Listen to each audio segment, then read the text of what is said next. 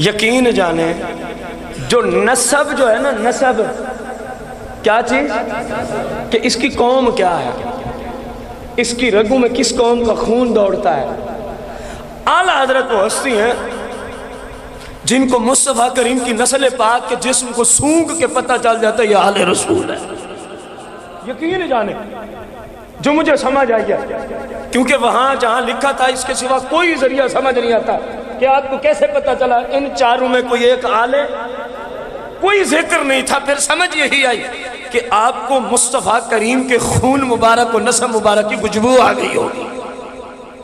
آپ نے کہیں تقریر پہ جانا تھا، اس وقت علماء کو پالکی میں بٹھا کے لے جایا جاتا تھا، سمجھ آ رہی؟ پالکی میں بیٹھے اور 4 افراد اٹھایا کرتے تھے۔ آپ بیٹھے، سینکڑوں کا مجمع باہر منتظر کھڑا تھا، وہ بھی ساتھ ہے۔ پالکی کو اٹھایا، 4 افراد نے اپنے کاندھوں پہ رکھا، تھوڑی دیر چلے، احمد رضا تڑپ گئے، فرمایا پالکی کو فوراً نیچے رکھو، پالکی کو فوراً۔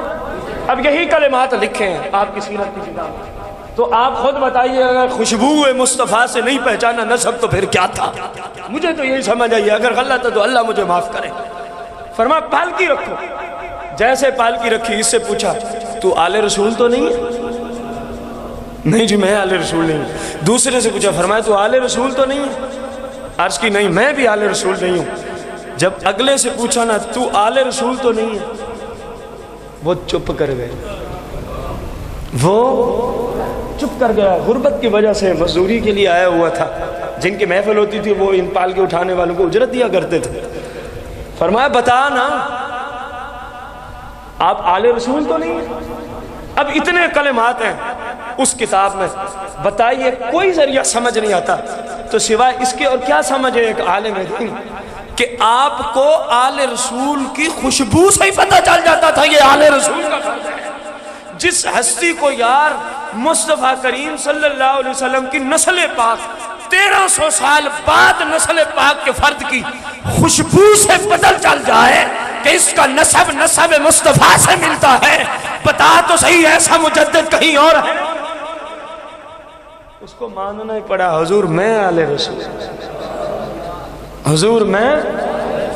اب وقت کا اتنا بڑا امام، وقت کا اتنا بڑا امام اور سینکڑوں کا مجمع جن کی دیدار کے لیے تڑپ رہا تھا، اب پتہ کیا جملے بولتے ہیں؟ تڑپ کے امام احمد رضا خان بولتے ہیں اب آپ پالکی میں بیٹھے اور احمد رضا تیری پالکی کو کاندھا دے کے اٹھا کے چلے گا، اور رونے لگا، مجمع رو رہا ہے زار و قطار۔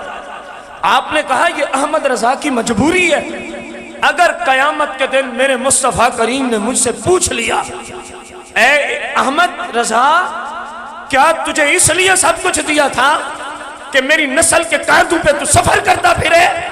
کہا میں اپنے مصطفیٰ کریم کو کیا جواب دے سکتا ہوں سوائے اس کے کہ تو اب پالکی میں بیٹھ اور احمد رضا تجھے اپنے کندھوں پہ اٹھائے گا۔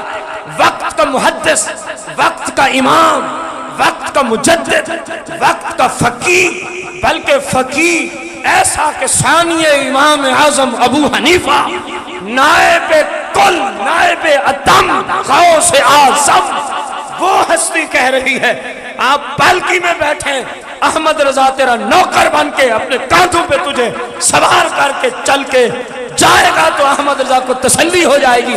اور اگر سرکار نے پوچھ بھی لیا، عرض کروں گا جب تک پتہ نہیں تھا تو معاف فرمائیں، جب پتہ چلا تو میں نے بدلہ وہی ادا کر دیا تھا۔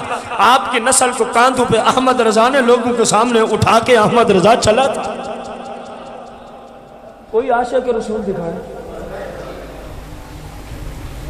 یہ عشق رسول کی وجہ سے سب کچھ ہو رہا تھا، یہ عشق رسول کی وجہ سے سب کچھ ہو رہا تھا۔